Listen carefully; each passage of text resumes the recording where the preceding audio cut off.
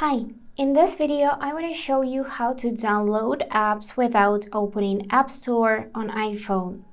Firstly, we need to check if Safari is our default browser. For that, go ahead and open Settings, scroll all the way down and find last section Apps.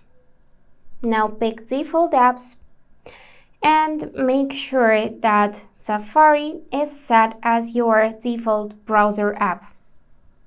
And if yes, then after that, we can find screen time in settings, go in content and privacy restrictions, and turn that on.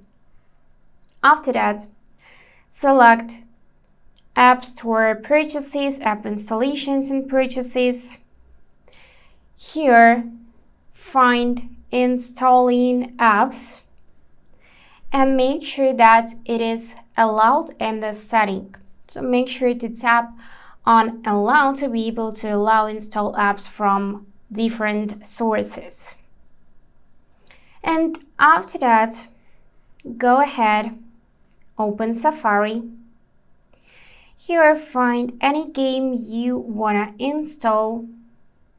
Then you can find like website from which you can install this game.